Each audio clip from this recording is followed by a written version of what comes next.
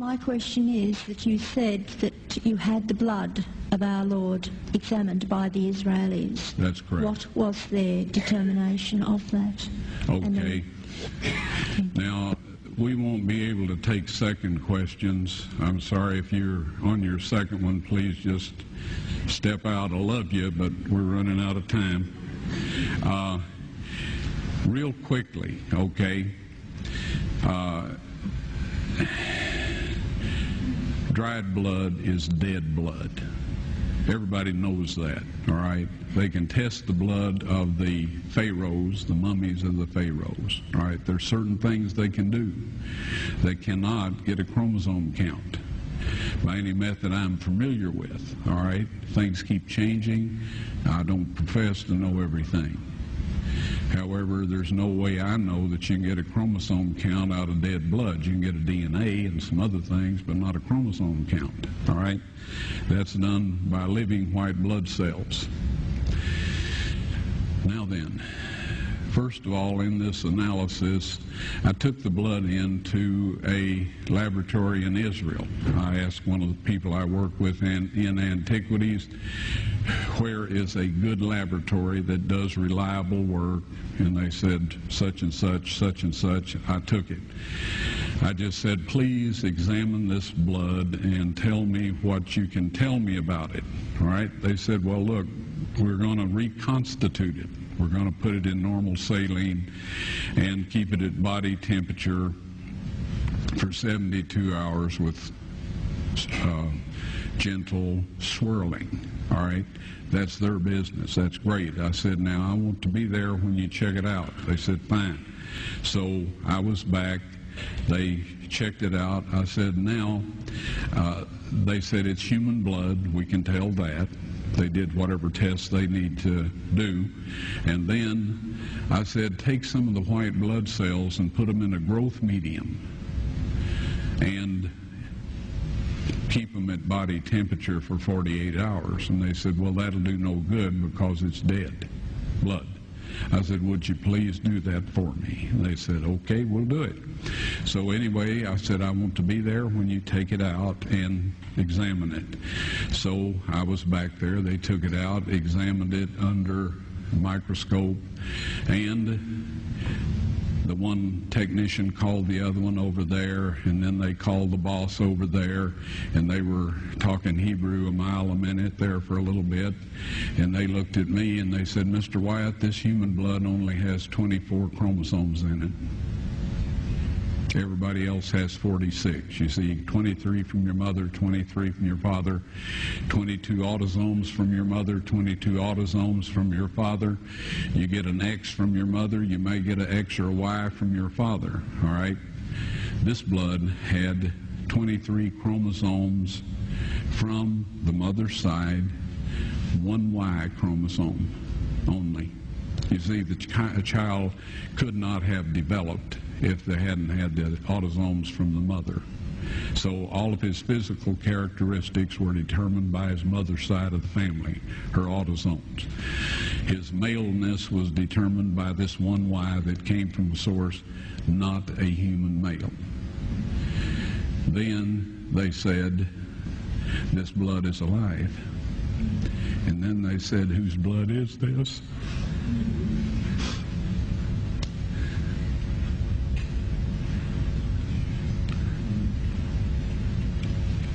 I said, it's the blood of your Messiah.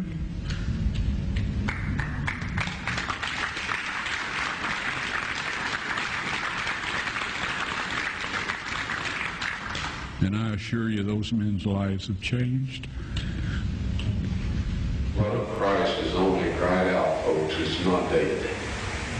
When we rehydrated it with normal saline, 72 hours of body temperature with slight, very gentle swirling, and put the white blood cells in a growth medium.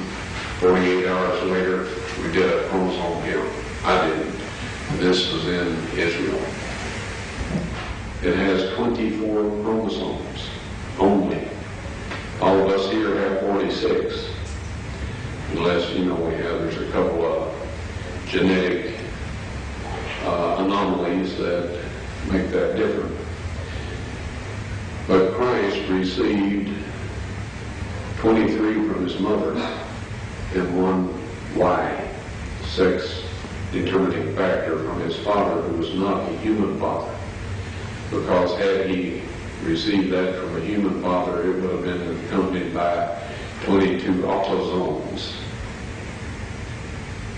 Now what this basically means is that his height, his eye color, his hair color, and all of this was supplied from the genes of his mother's gene pool. However, Mary and Joseph both descended from David, but none of us have 24 chromosomes.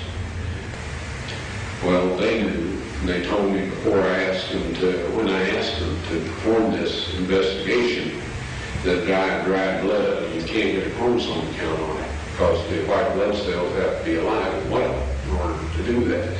You can get DNA, you can get some other things, but you can't have a chromosome count. So this blood is unique, and it is Christ's blood. Leviticus 17:14 informs us that the life of all flesh is the blood thereof. Once again, scientists are finding out that the truths of Scripture are far more literal than they ever imagined.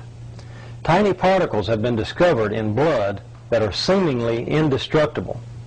These tiny particles are less than 1/10 of a micron in size, and while they cannot be seen using standard medical microscopes, new methods of microscopy have been developed, which makes it possible to see them in their living state. The French scientist Gaston Naessens designed special microscope components that would allow him to see these particles, which he entitles somatids, meaning the body that creates. Through experimentation, Professor Naessens found that these somatids contain genetic material yet to be fully understood by the scientific community. They are polymorphic in nature, growing from stage to stage, and are unaffected by high temperatures, extremely toxic chemicals, or even nuclear radiation. Professor Naessens believes these somatids to be subcellular living and reproducing entities, the precursor of DNA, and that they may be the building blocks of life. About 6 years ago, I learned about these particles as a result of some research that I was conducting, which was totally non-related to archaeology. At that time, I was using a standard medical microscope, and while I could not see these particles, I knew they had to be there. I began to develop my own microscope patterned after the design of Professor Naessens. What you see behind me is that microscope in its latest stage of development.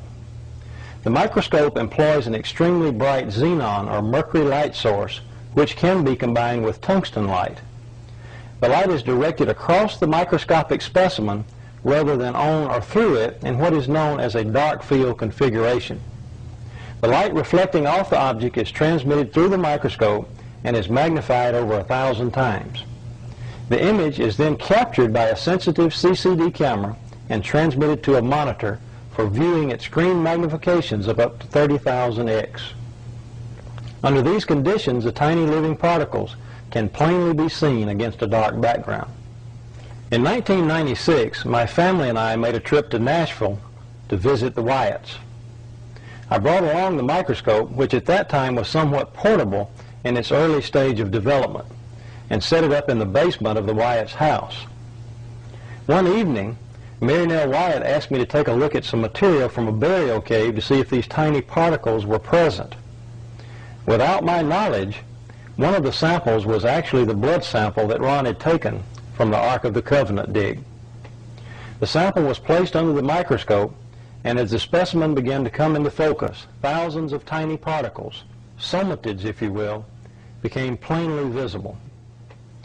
At that time, Mary Nell, who was standing behind me, began to weep. As I turned around and saw the expression on her face, I realized immediately that the sample we were looking at was actually the sample that Ron had found to be the blood of Christ. Okay, Mary Nell's going to take the sample and mix it with sterile water.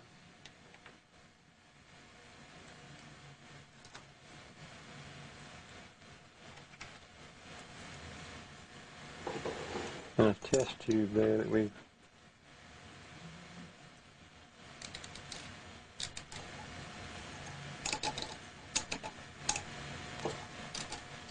That'll be enough.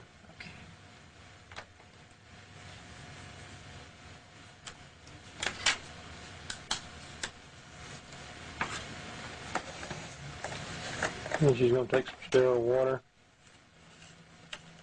and a little bit, just some drops, all we need right now. And then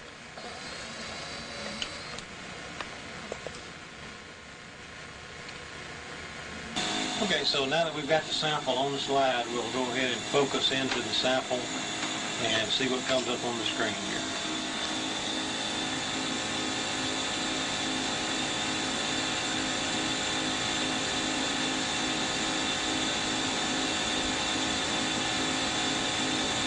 There they are, thousands of living particles, less than a quarter of a micron in size.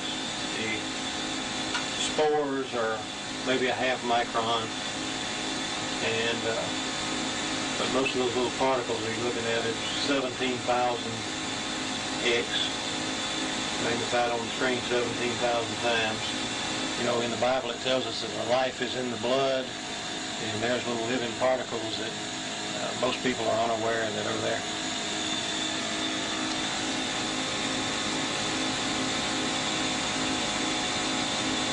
And this is the same thing we see in living blood. The scientist in Canada says that these things never die. The blood may dry up, but these things, he says, they're indestructible, and he says they are the basis of life.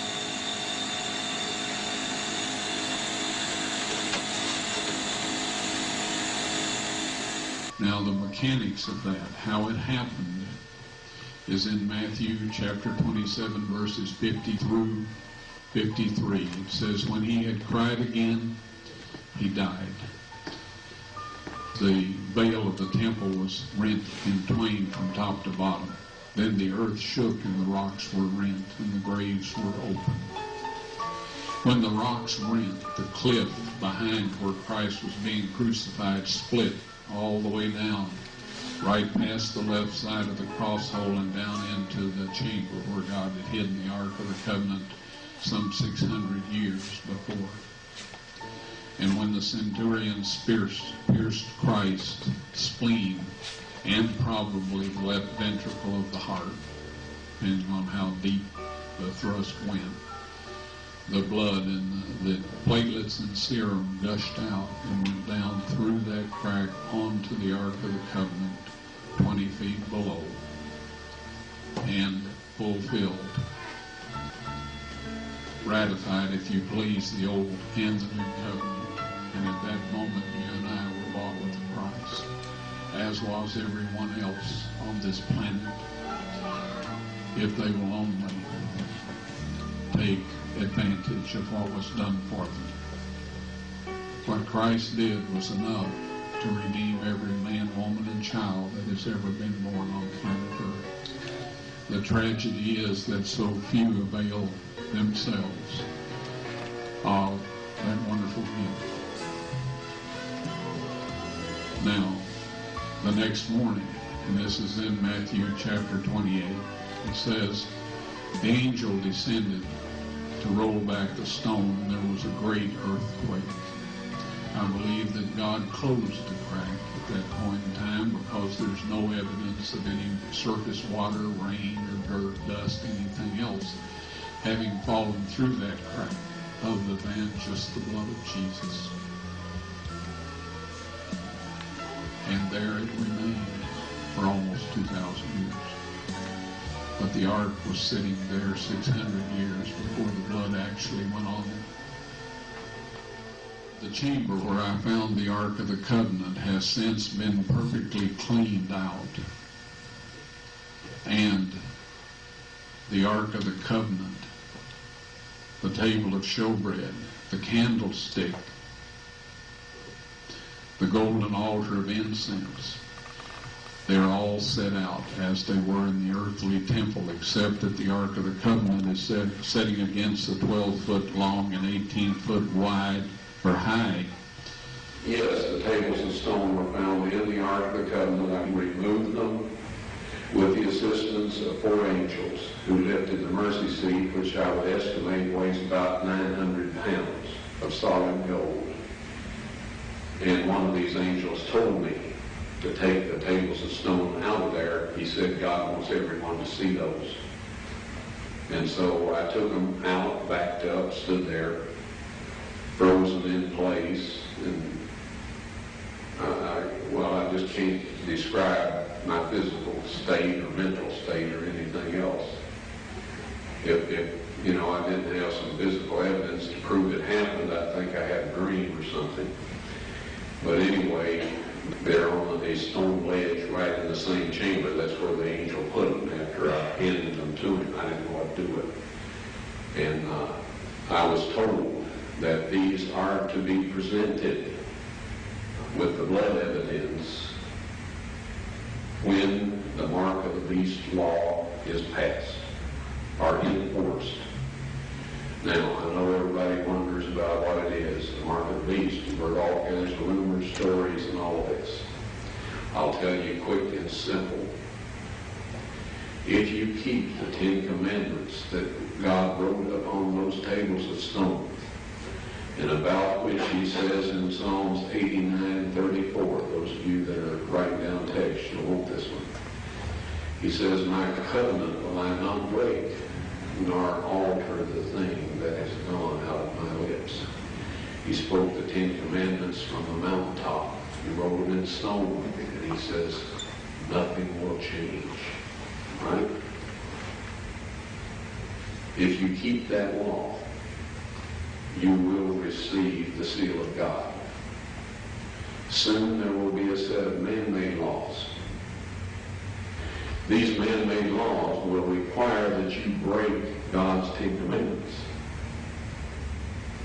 Christ said of the Pharisees, for it is in vain that they do worship me, teaching for doctrines the commandments of men. If you keep those man-made laws and break God's 10 Commandments, you will receive the mark of the beast. When I get to heaven, I'm going to look around, and I want to see every one of you there. You can make it with God's help.